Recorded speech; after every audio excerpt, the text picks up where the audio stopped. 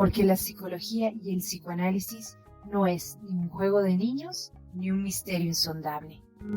Sencillamente, un podcast que te ayuda a entenderlo mejor.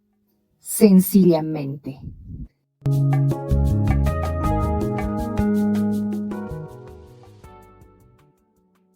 ¿Qué sucede con las personas de la tercera edad en Bolivia que padecen enfermedades como la demencia y enfrentan problemas de salud mental?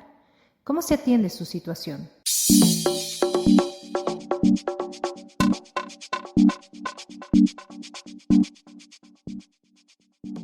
María es una mujer de 68 años que vive en el municipio rural de Batallas, en Bolivia.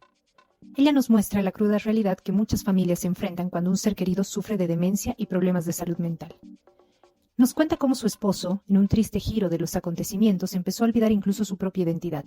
En medio de la confusión, ellos no sabían que se trataba de una enfermedad y equivocamente creyeron que era una maldición.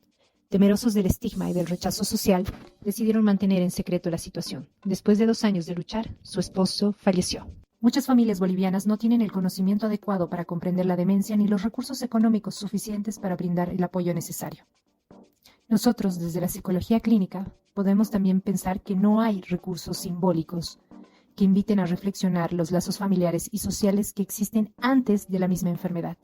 Las creencias arraigadas, las formas de afrontar lo desconocido, a veces el silencio y el temor al juicio hacen que las personas tomen decisiones dolorosas. Si nos adentramos a un análisis más profundo, podemos ver 3 posiciones con las que la gente puede ver a los adultos mayores o a los jóvenes del ayer.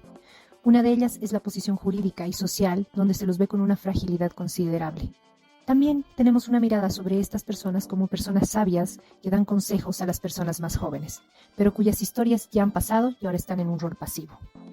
En el caso que alguno de estos adultos mayores sufra una enfermedad grave, se ve que tienen un lugar de olvido, de carga, de abandono, donde sus seres queridos son incapaces de lidiar con las demandas y los desafíos que implica una enfermedad, por ejemplo, la demencia, donde nos podemos preguntar, ¿quién olvida a quién? ¿El adulto mayor olvida las cosas? ¿O será que la familia se olvida del adulto mayor? Cuando hablamos de la tercera edad, pensamos en una persona que atraviesa una edad avanzada y que en determinado momento comienza a verse inmerso en una serie de cambios que le suceden, a nivel de pensamiento, del cuerpo, de las funciones sociales, de su rol dentro de su familia, de su vínculo amoroso, así como en relación al trabajo, y que todo esto empieza a producir un trabajo psíquico que hay que ir afrontando. Es importante que escuchemos estas historias como las de María y las acojamos como sociedad y profesionales, pues el hecho de que alguien hable de lo que ocurre, muchas de las veces, puede causar un efecto de soporte para aquel que lo escucha, un efecto de red, de no sentirse solo, incluso de darle un empujón para buscar ayuda profesional y necesaria. El testimonio de María pertenece a la página de Help Age Internacional en Bolivia con su programa No te olvides de mí para personas de tercera edad. La clave para atravesar una adultez saludable reside en la posibilidad de seguir deseando, o lo que es lo mismo, proyectarse en un mañana.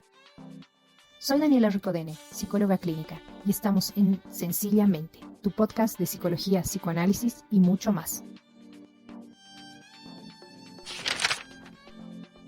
El día de hoy me acompañan Marcos Ballesteros, psicólogo clínico con estudios en psicoanálisis y neuropsicología. Ha trabajado con diferentes poblaciones y temáticas, entre ellas adolescentes y hombres que ejercen violencia. Actualmente se dedica al diagnóstico de enfermedades neuropsicológicas, atención de pacientes en consulta privada y también nos ayuda mucho a entender este tema, ¿no? El de hoy, que son las demencias. También estamos con Valentín Quinteros, que es magíster, estudió biología molecular, nutrición y tiene especialidad en investigación de plantas terapéuticas y en nutrición ortomolecular. Siendo así que vamos a abordar 2 espacios, tanto el psicológico como el nutricional, en esta enfermedad tan extraña que es la demencia senil. ¿Cómo estás, querido Marcos? ¿Cómo estás? Un gusto estar en el programa y poder, dirigirnos a la población que nos escucha sobre este tema tan importante. Y como le dice el pequeño caso, no se le da a veces importancia, la sociedad no sabe mucho sobre esto. Lamentablemente se generan situaciones que afectan a la vida de la persona con la enfermedad, su medio y demás, ¿no? Entonces es importante abordarlo. Sí, es así. ¿Cómo estás, Valentín? ¿Cómo estás, Daniela? Mucho gusto estar acá. Todo bien, con ganas de participar, colocar tal vez mi granito de arena desde la perspectiva nutricional, un poco biológica, y estoy seguro que va a ser de mucho provecho para todos los oyentes. Bueno, empecemos, Marcos. ¿Qué nos trajiste para hoy para hablar de demencia senil? Quería comenzar con un concepto de demencia, hacerlo algo muy sencillo. Actualmente la demencia es definida como un síndrome. Un síndrome es un conjunto de síntomas y signos adquirido de naturaleza orgánica. Es una enfermedad orgánica, caracterizada por un deterioro permanente de la memoria y de las otras funciones cognitivas. ¿Qué son las otras funciones cognitivas? La atención, la orientación, el lenguaje, de las funciones ejecutivas. ¿Qué dice? ¿Qué pasa? Hay un deterioro acompañado de otras manifestaciones psicológicas. A veces en los casos de demencia, los pacientes tienen ciertos llamados por los psiquiatras delirios, alucinaciones, perturbaciones del sueño, deambulación, apatía, cierta agitación psicomotora, etcétera. Ocurre una alteración del nivel de conciencia, afectando el funcionamiento social y laboral del sujeto. ¿Qué quiere decir esto? Que hay ciertas enfermedades que van a afectar al sistema nervioso central, en este caso el cerebro, son enfermedades neurodegenerativas, es decir, hay una muerte neuronal masiva, y esto ¿a qué va a afectar? Va a afectar a las funciones cognitivas, ¿no? Memoria, atención, lenguaje. Y estas funciones cognitivas lo que nos permiten es vivir, ¿no? Que nos podamos adaptar, asimilación y acomodación a la realidad.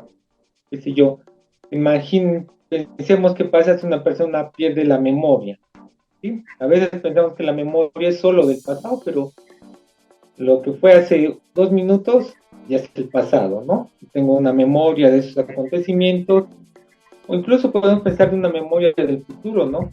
Termina esta conversación, tengo que ir a preparar el informe para el trabajo de mañana. Entonces, todas estas funciones cognitivas se van afectando, y tanto su afectación que van a afectar en la funcionalidad de la persona, ¿no?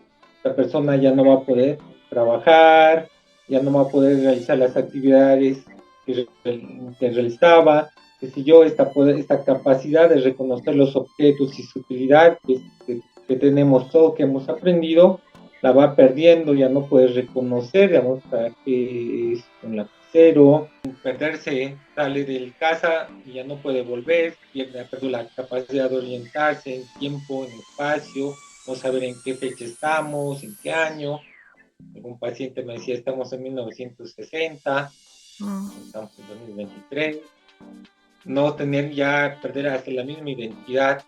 Entonces, al haberse afectado, te das cuenta, la funcionalidad de esa persona, su autonomía, independencia se va afectando.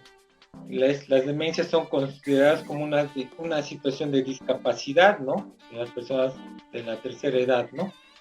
Porque como lo manifiesto, van perdiendo todas estas capacidades. Tal vez una pequeña corrección también para la gente que nos escucha, y ya no se habla mucho de demencia senil, porque senil significaba que las demencias, o sea, una persona no adquiere demencia porque es anciano, sino porque hay una enfermedad de base.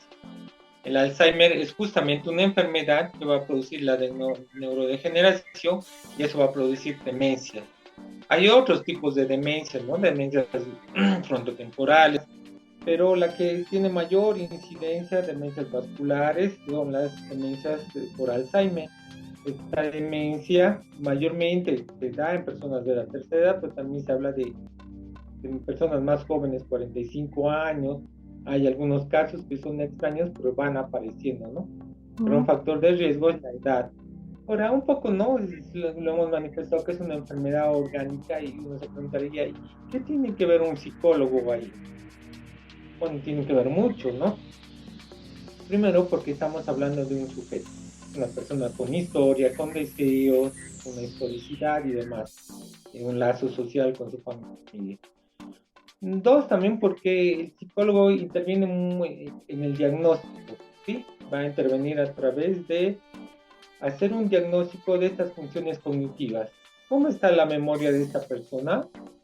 Sí, sabemos que en la vejez, al fin el enlentecimiento de las funciones cognitivas, de la memoria, nos olvidamos de estas cositas, yo también, como tú, como Valentín, como yo, nos olvidamos. pero ya comienza a ser patológico cuando empieza a afectar en nuestras actividades de la vida diaria, ¿sí? Que si yo programo pacientes y no asisto, realmente me olvido, empieza a afectarme en otras actividades que tengo planificadas, ahí empieza a ser un problema, ¿no? Cuando estos olvidos empiezan a generalizar. Entonces, un psicólogo va a ayudar en el diagnóstico a través de la utilización de ciertos instrumentos, desde inteligencia, es para evaluar la atención, la memoria, la capacidad de reconocer objetos, no solo cuantitativamente, sino cualitativamente. Entonces, un psicólogo va a ayudar en el diagnóstico, porque el que da es un neurólogo. Pero el psicólogo apoya en el diagnóstico, mandando un informe indicando, yo he encontrado esto, que esta función cognitiva está afectada de esta manera. El neurólogo, a partir de unas valoraciones clínicas, laboratorios, tomografías, va a sacar también un diagnóstico con los informes. Si el caso es positivo, bueno, muchas personas son conscientes de sus diagnósticos, ¿no? Yo lo he visto a muchas personas decirles que tienen Alzheimer es altamente muy angustiante, ¿no? ¿Qué va a ser de mi vida? ¿Cómo voy a terminar?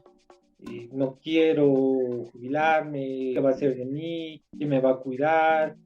No quiero molestar a nadie. Es una situación altamente angustiante.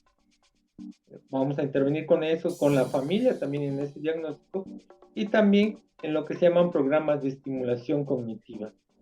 El Alzheimer, que es una de las demencias con más alto porcentaje, no tiene cura, pero sí tratamiento.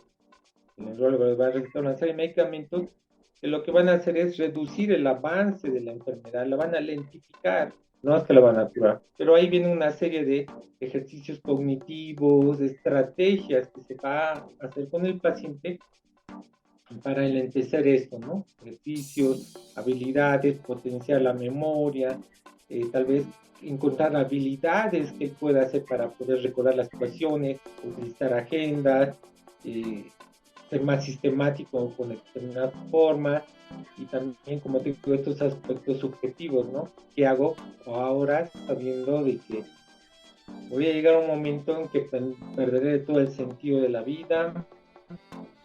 Las cuestiones simbólicas que me sostenían, como tú decías, hasta la identidad, quién soy.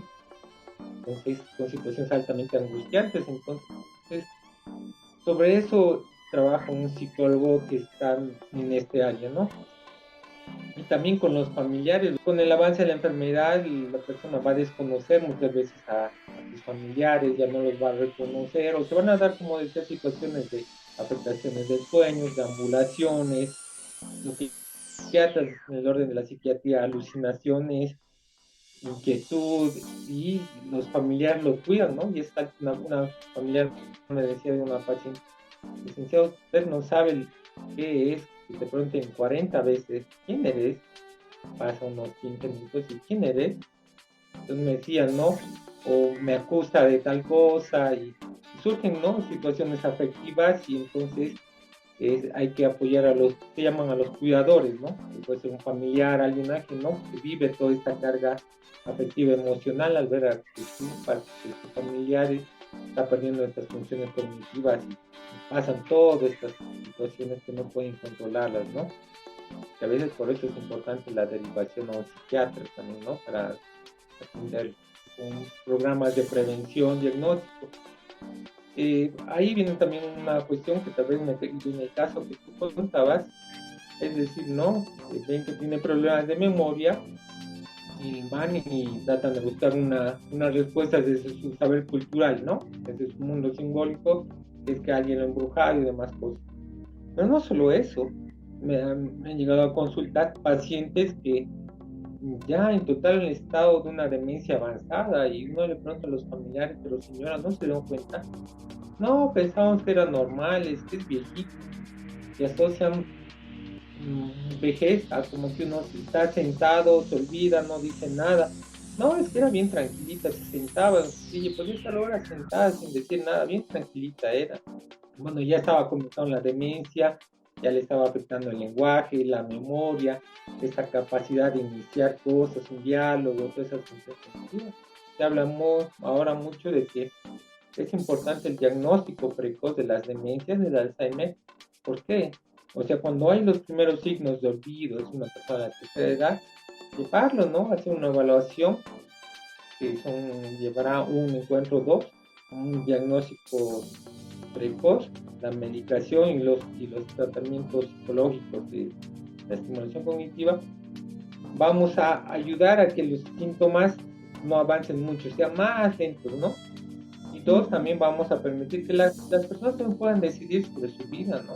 Yo creo que hay un hecho de que uno también tiene que se deben decir los diagnósticos, ¿no? Y que las personas pueden decidir, porque al final es su vida, es su cuerpo, y uno tendrá que decidir qué pasa, qué va a hacer frente a esto que le está sucediendo. Es un punto interesante porque de repente me haces pensar que ya uno, visualizar la vejez como tal es pesado, pero el hecho de que sea una vejez con demencia es un plus más, digamos, ¿no? Como de repente uno, me encantó una psicoanalista que usa el término los jóvenes del ayer, y es así que he titulado el podcast, porque evita ponerlos en esta cuestión de la vejez, ¿no? Y también en el punto de que uno termina un poco rehuyendo a este punto de la vida, ¿no? De que no queremos encontrarnos con esto. Me imagino que uno de los conflictos para que la familia e incluso el propio paciente que tiene demencia registre esto es también el rechazo del envejecimiento, ¿no? Que sabemos que socialmente no es aceptado, hay un ideal con el cuerpo, la belleza, la juventud, ¿no? Incluso Sí. Cuando uno ve la bruja de los cuentos, es una vieja arrugada, ¿no? En todos los Sí. cuentos de Disney tiene que ser algo desagradable, y la vejez está como algo desagradable, y también no se habla mucho de esto, y si se habla siempre es desde un punto muy, muy del horror, ¿no? O la muerte, o no, esta cosa de que la indefensión, no sé, que están indefensos, que necesitan mucho cuidado, como que no hay nada positivo, digamos, ¿no? Un elemento positivo, y se me hace ahí que también hay que un poco a nuestro público hacer entender que la vejez sí es difícil, ¿no? Está llena de duelos del cuerpo, ¿no? Esta cosa de la mente que va cambiando, todo lo que nos comentabas, pero que también hay un punto donde que hay que empujar a estos pacientes, ¿no? O a la familia misma, que también hay un mañana, que hay una construcción, que sigue habiendo vida, ¿no? No es que vejez es igual a muerte y ya está. Por eso les decía que es importante ver igual los lazos antes de la enfermedad, ¿no? ¿Qué piensa esa familia del envejecer, de que es un adulto mayor, un viejito, ¿no? Alguien que no habla, alguien que no molesta, alguien que ya no tiene un lugar un poco ya más cercano a la muerte y punto. Quería rescatar mucho, ¿no? De las personas de la tercera edad. Se ve ahora, ¿no? Un poco que han surgido clubes de gente mayor, que es donde se van y hacen una serie de actividades artísticas, académicas, ¿no? Porque, como tú decías, parece que la vejez se la ha asociado como, bueno, que ya no hay que hacer nada con la muerte, pero bueno, un día de vida es un día que hay que vivirlo, ¿no? La palabra soporta la vida, ¿no? Ellos quieren a veces manifestar lo que piensan, lo que sienten. Entonces, como digo, es un trabajo. Personas que nos escuchan, si tienen un familiar de la tercera edad, que está con olvidos, y estos han empezado a abarcar más aspectos de la vida. En el caso de los adultos mayores, entonces, Marcos, hay que tener cuidado porque uno escucha historias, ¿no? O sea, como te cuentan el pasado, como con mucha fijeza y también con mucha frecuencia. Pero uno puede decir, pero tiene memorias. Pero tú dices que es importante ver lo que pasó, no sé, hace un día, unas horas antes, y que no tiene registro. Si no se acuerda lo reciente, es decir, esa información ingresó por los sentidos, pero no se almacenó, por así vamos a decir, sí, se fue, ¿no? Pero se acuerda. Por eso tal vez una de las pruebas para evaluar la memoria es enseñarle una lista de palabras, ¿no? Enseñarle 15 palabras, repetirle 5 veces, entonces, y después de un rato, de 5 minutos, ¿qué palabras eran, no? Entonces, uno que se la repitió 5 veces logra aprender, ¿no? 5, digamos, 15, 5, pero no recuerda ni una, ¿no? O sea, es eso lo que no puede adquirir nuevos aprendizajes, nuevas cosas, ¿no? Pero sí se va a acordar lo de hace 20 años, porque esta información está bien consolidada, guardada, almacenada, y puede, pero esto no. Entonces la gente dice, pero no, es así. Pero mientras va a avanzar la enfermedad, va a empezar a abarcar más periodos, ¿no? ¿No? Ese es un dato importante para que, ¿no?, los que viven con adultos mayores puedan registrar. Y también este punto que tú decías, el trabajo con la familia, que es como un impacto ya el envejecimiento de un ser querido, ¿no? Aceptar los cambios, tanto para el que está envejeciendo como para la familia, pero tú has trabajado con familias que han visto el impacto. ¿Y cuál es el abordaje que ahí haces, ¿no? ¿Cómo hacer la contención? Porque se plantea otra lógica de vida, ¿no? El cuidado del adulto mayor, ¿no? De otra forma, más dependiente. Más o menos ahí, ¿qué parámetros has visto para abarcar desde la psicología clínica? Bueno, surgen, ¿no? Viejos sentimientos, situaciones conflictivas que existían, ¿no? Entre la persona adulta mayor y la hija que ahora está al cuidado, ¿no? Nunca me quiso, siempre era mi hermana la preferida, y ahora justo la mamá no la reconoce, ¿no? Y ves, no me reconoce porque tiene algo contra mí o me acusa de que le he robado sus joyas, y bueno, es una cuestión de la paciente, ¿no? Por los olvidos, y es claro contra mí. Entonces va surgiendo como una confrontación en el espejo, ¿no? Me pregunta, ella me cansa, claro, lo hace al intento, ¿no? O sea, lo asume como algo muy, muy personal cuando es algo de la situación de enfermedad. Entonces, bueno, sus aspectos, ¿no? De la relación de los que han pasado y que puedan resignificar o dar un nuevo sentido a lo que está pasando ahora, ¿no? De que bueno, es importante nomás también seguir la medicación, la orientación, como te digo, ¿no? Son pacientes que se agitan mucho, se despiertan en la noche, quieren salirse de la casa y eso. Entonces, bueno, habrá que seguir unas ciertas recomendaciones, ¿no? De distraerlos, buscar otras alternativas, de entrar en una relación de espejo con el familiar. Si me grito yo, gritarle más fuerte, y que no se trata de eso, ¿no? De que ellos puedan asumir otra situación, esto que les toca vivir, ¿no? De también poder, también a veces delegar también el cuidado, ¿no? A veces uno quiere asumir todo el cuidado del familiar, pero también hay otras personas que pueden hacerlo, ¿no? Las condiciones económicas, contratar a alguien, también una enfermera, algo, ¿no? También tienen sentimientos de culpa, ¿no? Por lo que pasó, situaciones angustiantes ahora, ¿no? Y esto a veces no poder controlar, ¿no? Lo que tiene el paciente, grita, como te digo, yo por mucho, por lo que hemos vivido con ellos, ¿no? De amor, odio, diferencia, entonces hay que elaborar esas cosas, ¿no? Y con los pacientes, como te digo, si son conscientes del diagnóstico también, ¿qué quieren ellos a partir de esto, no? Pueden decidir sobre uno, ¿no? Sobre su futuro, hasta sobre su nuestra muerte podemos decidir, ¿no? ¿Qué hago frente a esto, no? ¿Cómo lo voy a llevar y dejar cosas ordenadas? No como Hollywood lo plantea, ¿no? Que se va de viaje, no.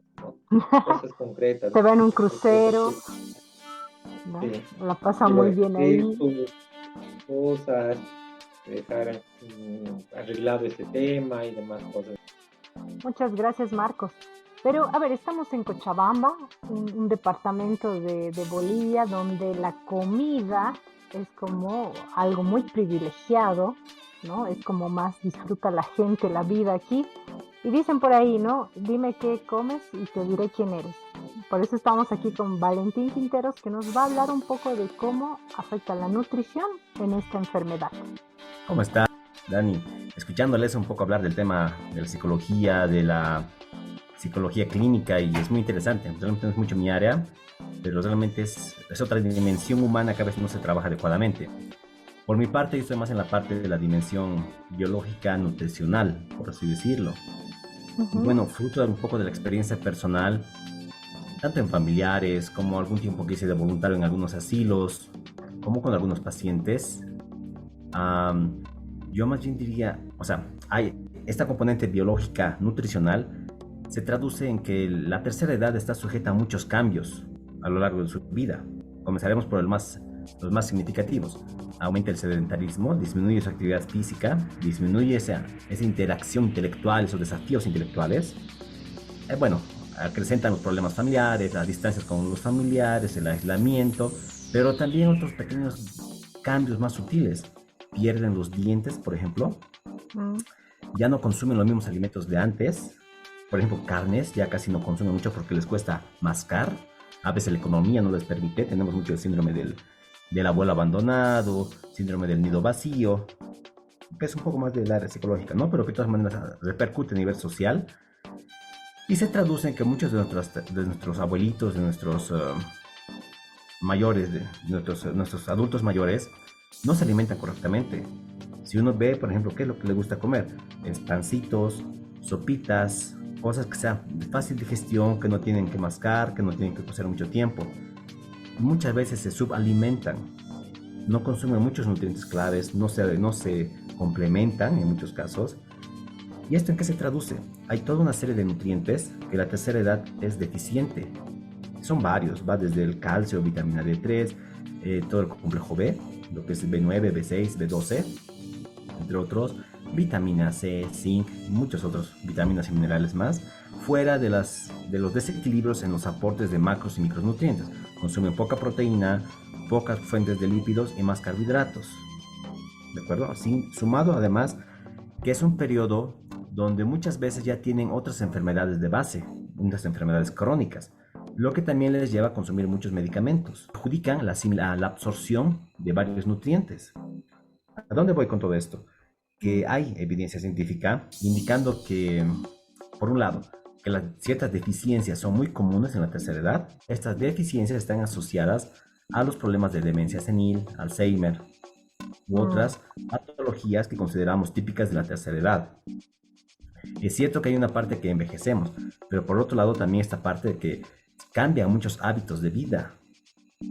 La actividad física, la alimentación, por mencionar algunos, ¿no? La calidad del sueño, por mencionar otros. O a veces son consecuencias de abusos en la juventud, alcohol, cigarro, trasnochadas. Entonces, desde mi punto de vista, es importante, aparte de todas las intervenciones que se hagan, psicológicas, sociales, médicas, es muy importante revisar la alimentación en la tercera edad o suplementar en muchos casos. La B12, sin ir lejos, puede hacer maravillas para muchos, sobre todo en prevención, pero también en algunos casos por lo menos ayudar a ralentizar, incluso a detener el avance de una enfermedad degenerativa. Los omega 3, por citar otro complemento interesante. La vitamina D. Nuestros adultos mayores casi no se exponen al sol. Y el sol, fuente de calor, fuente también de regocijo, ayuda a regularizar los ciclos circadianos de noche-día para dormir mejor, pero también produce vitamina D en contacto con la piel. Nuestros adultos de la tercera edad no están exponiéndose al sol en su mayoría. Eso también los hace más susceptibles a enfermedades. Tiene un rol inmunológico, la vitamina D, pero también tiene un rol en temas de declive mental, cognitivo. Actualmente hay una relación. O sea, se ha demostrado que la mayoría de la tercera edad que tienen demencia senil, Alzheimer u otras enfermedades asociadas similares con la memoria, tienen deficiencias en estos nutrientes. Vitamina B12, B9, complejo B, omega 3, vitamina D. Entonces, yo pienso que en muchos casos sería útil manejar estos nutrientes. Evidentemente no en las dosis normales, en las dosis de tablas, porque las tablas, por ejemplo, que uno maneja a nivel profesional, son generalmente pensadas en pacientes relativamente sanos.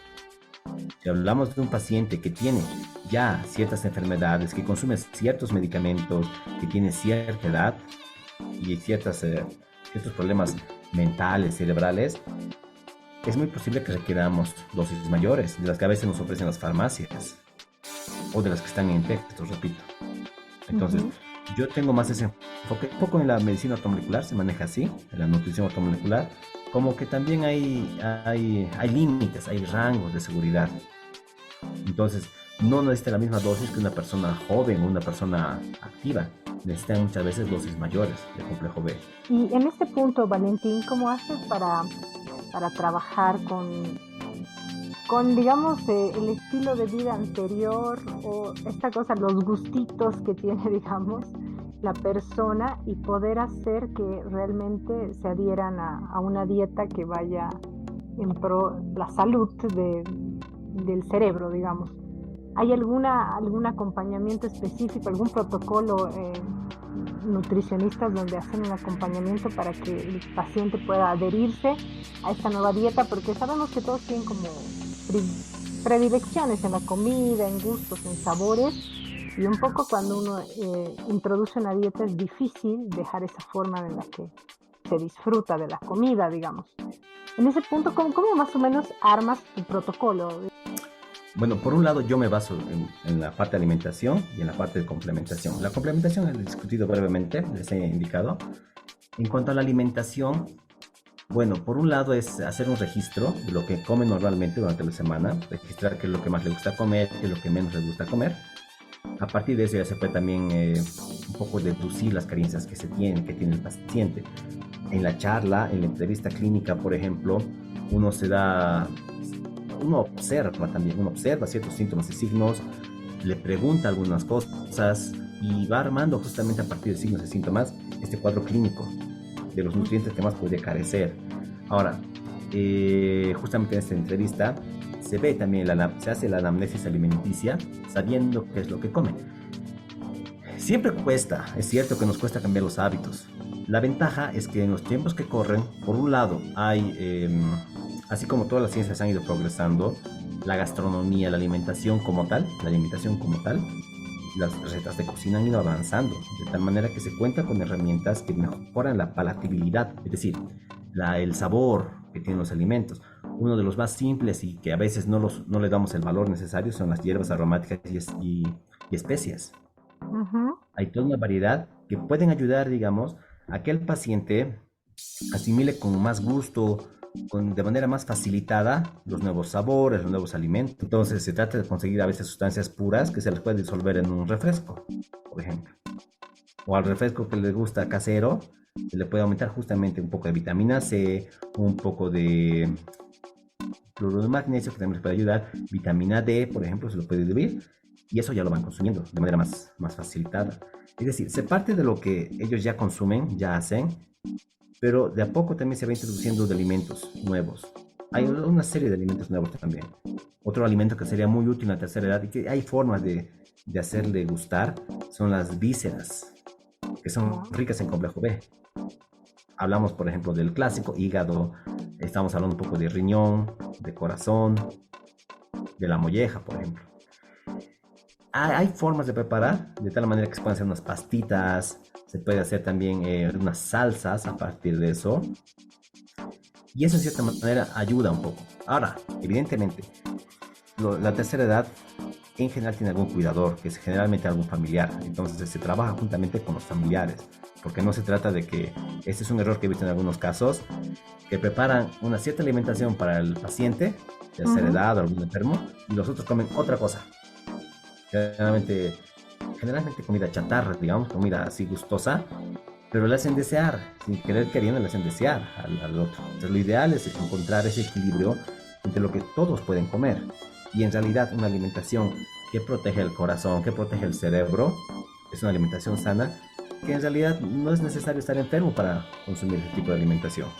Por mencionar algunos aspectos, las dietas mediterráneas ha sido bien estudiada, la dieta DASH, que es aproximación dietética para detener la hipertensión, que se basa en tener más verduras, menos sal, e incluso en las clásicas ensaladas que a mucha gente no le gusta, hay maneras de hacerlas más, más variadas, más ricas, aparte nutritivas, más atractivas, jugando, por ejemplo, con pedazos de carne, con pedacitos de queso, con pan tostado cortado en pedacitos, con hierbas aromáticas y especias, frutos secos, entonces se hace más apetecible.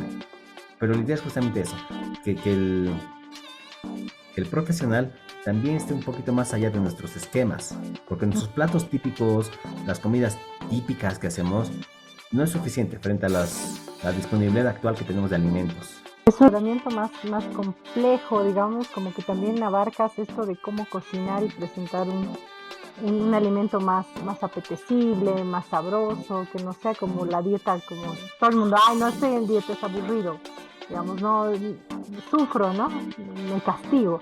Entonces es interesante, ¿no? Como darle como un cierto placer a ese cambio de rutina en la comida donde descubras otros sabores, otra lógica, ¿no? Y a la vez estés haciendo un beneficio positivo.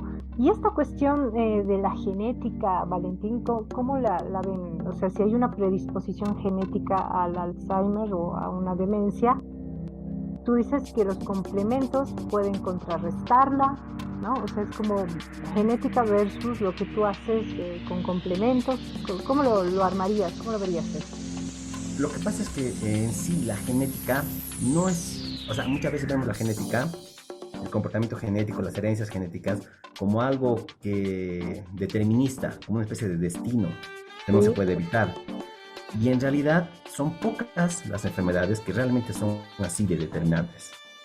Ah, mira. En cualquier dos ámbitos, hablando de cáncer, de diabetes o cualquier otra enfermedad, son pocas las que realmente solamente el gen y la presencia de ese gen la que ya determina una situación.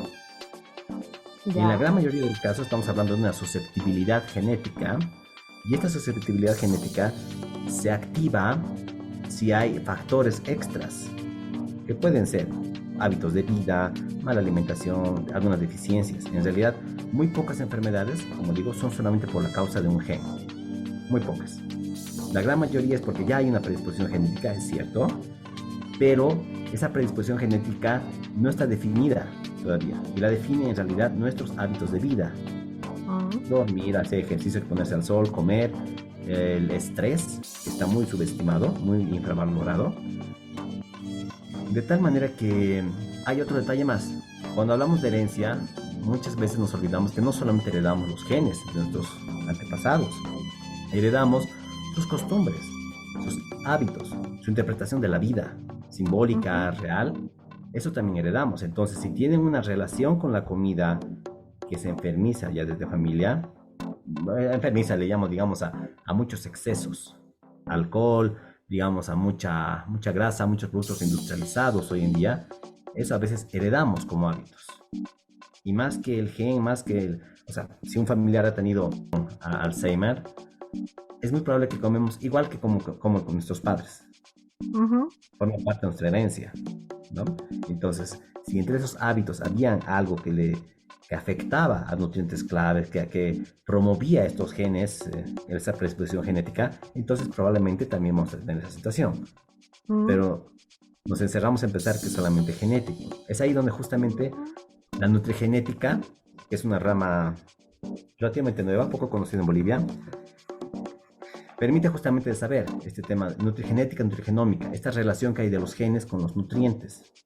Para que se exprese un gen necesita toda una serie de factores, entre ellos algunas vitaminas y minerales, para su buen funcionamiento. No, está muy interesante. Yo le planteaba que la figura del nutricionista, por ejemplo, en nuestro trabajo como psicólogos clínicos, puede servir, como tú dices, alguien que hace como de límite a los excesos, ¿no? Porque alguien te consulta porque se excedió mucho y ya está con sobrepeso, con otra enfermedad del exceso, digamos.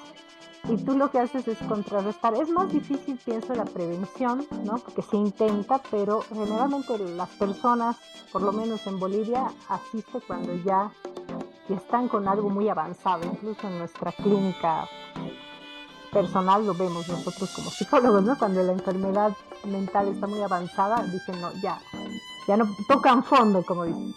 Entonces yo lo pensaba así como un punto de que el acompañamiento de un nutricionista en estos casos donde hay muchos excesos, o en este caso del adulto mayor que tiene estas deficiencias, hace como un medio psicológico también, o sea, como una función simbólica de regulación de lo que pasa, ¿no? Entonces es muy interesante el papel que tienes, Valentín.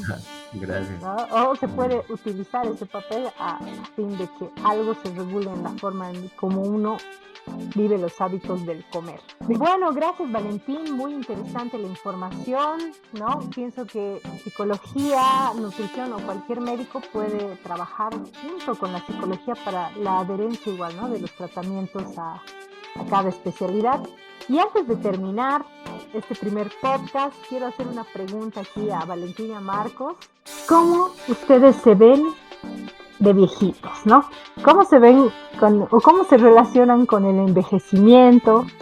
Bueno, espero verme de aquí a unos 40 años con mis capacidades cognitivas lo mejor que pueda, tomando todavía decisiones sobre mi futuro, sobre mi muerte, ¿no? Ojalá que para que decidir, bueno, si tengo que decidir sobre mi muerte, que tenga la libertad de hacerlo. Recuerdo siempre algo que nos dejó Freud cuando habla de nuestra actitud ante la muerte y la guerra, ¿no? Que él dice que siempre creemos en nuestra inmortalidad, ¿no? Nos cuesta aceptar la muerte, ¿no? Pero decía que hay que ganarle algo a la muerte, y es que despierta nuestro deseo de vivir, ¿no? Porque saber que todavía tiene un fin, así que eso despierta que en vez de darnos a atemorizarnos, despierta nuestro deseo de vivir, ¿no? Realmente quisiera hacer bastante hincapié en la prevención, verme, digamos, de aquí a unos, qué sé yo, 40, con la mayor parte de mis capacidades físicas y mentales, poder seguir ayudando a los míos, poder jugar todavía un rol en la sociedad, tener todavía un cierto grado de, o sea, tener una total independencia, ¿no? Poder mantener esa independencia. En mi caso, digamos, en lo ideal está todo esto que plantean ustedes, ¿no? Como poder ser independiente, ¿no? Poder con todo hasta el último momento, con todas mis capacidades. Pero creo que es importante añadir que no falte lo que dice Marcos, ¿no? Esas ganas de lo nuevo, ¿no? Que generalmente uno ve que cuando uno es viejito o proyecta, ya es viejito, ya no quiere hacer nada, no aparezca, ¿no? Sino que siempre hay algo nuevo que hacer. Y bueno, este podcast igual nace con ese deseo mío, ¿no? Siempre quiero algo nuevo, algo nuevo que hacer, algo nuevo que me mueva en la vida. Y muchas gracias por estar y acompañarme en este primer podcast, y nos vemos en otra oportunidad. Muchas gracias a todos los que nos han seguido y sigan a Sencilla Mente. Gracias.